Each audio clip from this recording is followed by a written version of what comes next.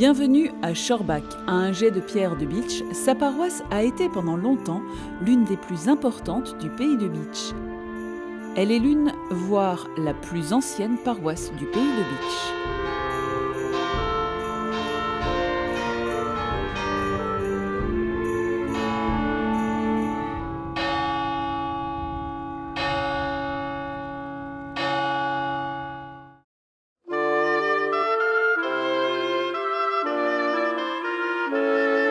La paroisse de Schorbach, comme celle de Waldbronn, est l'une des plus anciennes du pays de Bitche.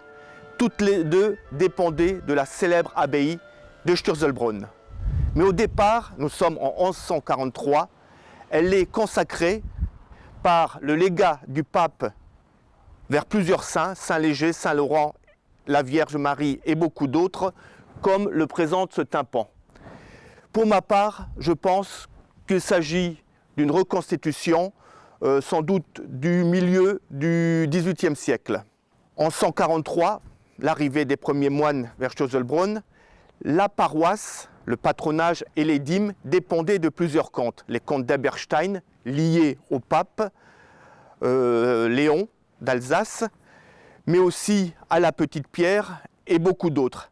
Il faudra près d'un siècle pour que l'abbaye de Sturzelbronn récupère l'ensemble des droits sur cette paroisse. Cette paroisse, à cette époque, a de nombreuses annexes, jusqu'à Rierswiller, mais aussi Bitche, puisque Bitche, à l'époque du Moyen-Âge, c'était simplement le château. Et ainsi, la paroisse était positionnée à Schorbach.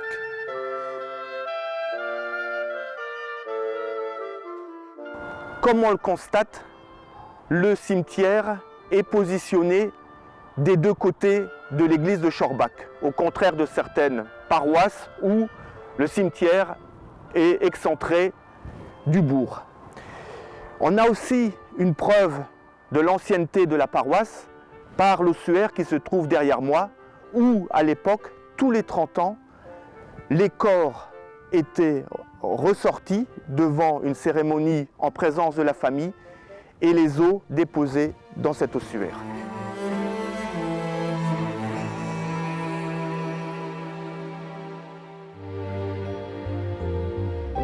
Monument insolite et intrigant, voici l'un des édifices les plus connus du pays de Bitche et pourtant celui qui suscite encore le plus d'interrogations. Classé monument historique depuis 1929, l'ossuaire de Schorbach, commune voisine de Bitche, n'a pas encore révélé tous ses secrets. Il a été édifié au XIIe siècle selon certains auteurs ou au XVe selon d'autres. Son architecture toutefois est semblable à celle du clocher de l'église qui lui est de 1150. Il est décoré de 11 arcades soutenues par 9 colonnettes toutes différentes et un pilier. On pense que l'exiguïté du cimetière autour de l'église forçait la population à déterrer ses morts après un certain laps de temps et à leur donner une seconde sépulture définitive dans une fosse protégée. On trouve ici plus de 100 mètres cubes d'ossements s'étalant sur une période allant du XIIe siècle à la Révolution française. La grille qui protège les ossements a été apposée en 1904 à l'initiative de la Société d'histoire et d'archéologie. Une autre hypothèse évoque la présence non loin de là d'un Freudenberg ou Montjoie, un lieu qui aurait abrité une relique importante. Il était d'usage chez les derniers mérovingiens de réunir plusieurs sépultures près des reliques d'un saint, le plus souvent au pied de l'église. On aurait donc affaire ici à l'un de ces martyriats. Les deux têtes grimaçantes dans les voussures des arcades représentent sans doute des têtes de mort et appellent le pèlerin qui s'est arrêté au Montjoie. À une époque où la mort faisait pleinement partie de la vie de toute la communauté, les ouvertures en arcade permettaient à ceux qui passaient autrefois de voir les os entassés à l'intérieur et de méditer sur le sens de la vie et de la mort et prier pour le repos des âmes des trépassés. Nous venons de voir une figure humaine sur l'ossuaire, mais il en existe aussi derrière moi sur l'église reconstruite vers 1774. Mais à la même époque, les bourgeois de Bitche insistent auprès de l'abbaye de Sturzelbronn pour avoir leur propre église. Finalement, le XVIIIe siècle, c'est le début du grignotage de la vaste étendue de Schorbach avec l'emplacement de vicaires, tant à Rierswiller, Bitsch ou d'autres lieux. Si bien qu'à la Révolution, Schorbach sera isolé et perdra sa figure de très grande paroisse du pays de Bitsch.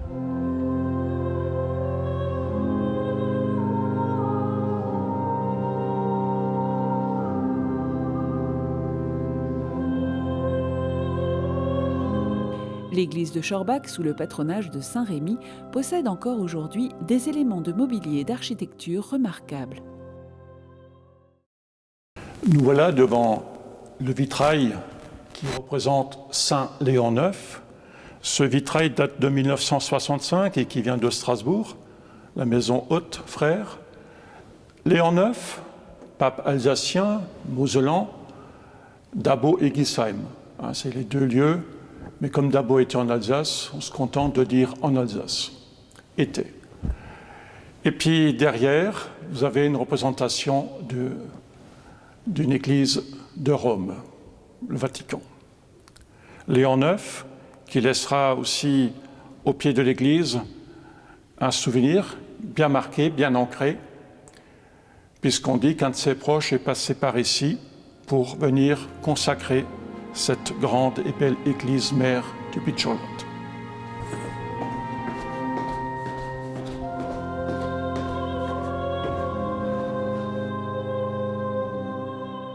Nous voilà au pied de la chaire à prêcher.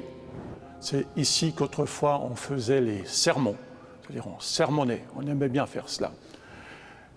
Cette chaire a une particularité qu'elle est d'un certain âge, bien sûr, entretenue.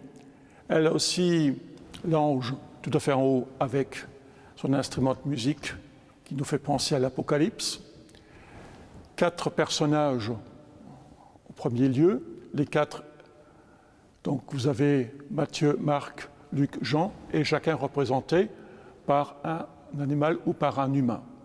À partir de Vatican II, ça ne sera plus qu'une pièce de souvenir, un peu du passé, si on peut le dire, parce qu'on est parti devant à Lambon avec une sonorisation. Voilà, nous sommes dans le cœur de l'église. Donc nous avons les 14 stations. Nous avons donc la bourse de Judas. Ensuite, vous avez le flambeau et l'épée portée par les gardes venus pour l'arrestation de Jésus. Le coq annonçant le reniement de Pierre.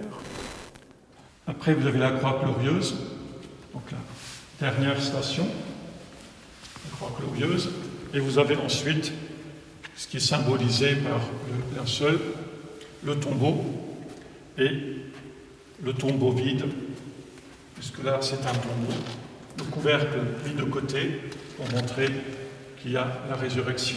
Mais c'est une particularité de ce lieu, et je crois que c'est ça le plus important. Qu'on trouve quelque chose ailleurs en même temps, bon, je veux bien, on peut trouver, mais ce qui symbolise cette église, c'est justement ce chemin de croix, toute cette histoire, qui commence par l'Eucharistie, donc on pense à la Semaine Sainte, Jeudi Saint, et ça finit par la résurrection. Nous sommes à Pâques. Donc nous avons fait le tour des 3 jours ou des 4 jours importants dans sa Semaine Sainte.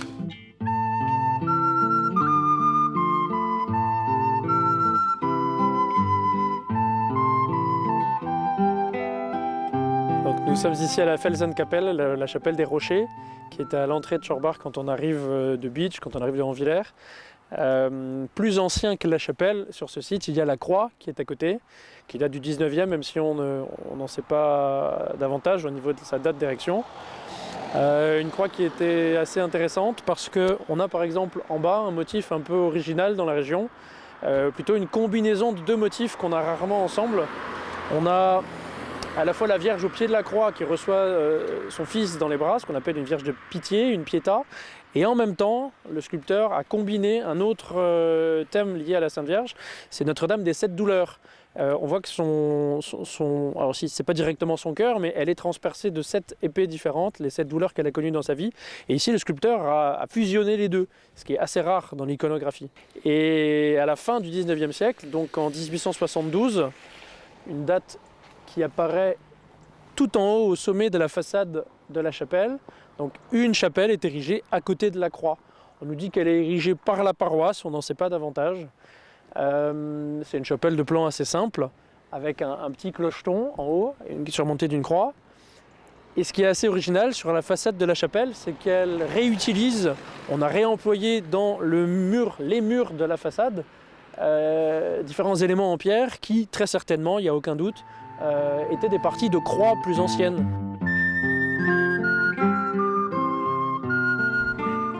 Nous sommes ici au pied du chevet de l'église Saint-Rémy, au bordure de la rue principale. Nous avons une croix monumentale qui est une croix d'épidémie. La date était inscrite au pied du socle, mais malheureusement elle n'est plus lisible depuis la Seconde Guerre mondiale. On sait, parce que des relevés avaient été faits, que c'était la date 1737 qui était notée ici. C'est une croix qui a été érigée donc, à un moment d'épidémie et qui donc tout naturellement représente des saints qu'on invoquait dans ces cas-là. Donc au-dessus, vous avez des saints qui sont habituellement au pied de la croix, la Sainte Vierge et Saint Jean. C'est normal sur une croix quelconque. Par contre, vous avez deux personnages plus rares. Vous avez Saint Vendelin, à gauche, qu'on représente avec sa houlette de berger, avec sa gibecière, son petit sac, et ses moutons à ses pieds. Et de l'autre côté, vous avez Saint Sébastien, qui est simplement vêtu d'un linge à la taille, parce qu'il est en train de subir son martyre, c'est-à-dire qu'il est transpercé de flèches. Si on regarde de près, alors elles sont sculptées simplement en bas-relief, donc on a du mal à les voir, mais on distingue très bien les flèches qui représentent l'instrument de son martyr. Nous sommes donc maintenant plus d'un siècle après la croix d'épidémie du centre du village, et nous avons une autre croix ici, tout près du terrain de foot actuel. Une croix qui date de 1854, année durant laquelle il y a eu une nouvelle épidémie dans le village, une épidémie de choléra, et pendant laquelle la population a prié spécialement deux saints qu'on invoque pendant les épidémies. Ici, on retrouve le même Saint Vendelin qu'on avait déjà tout à l'heure, mais accompagné cette fois de Saint Roch. Et la paroisse a érigé cette croix en remerciement. Vous avez une belle inscription au pied de la croix qui raconte ces conditions, des directions de la croix. Et puis 100 ans plus tard, en 1954, la paroisse a érigé à quelques mètres de la croix une chapelle pour commémorer ce 100e anniversaire, donc l'anniversaire de cette épidémie, et aussi très certainement pour rendre grâce après la fin de la Seconde Guerre mondiale.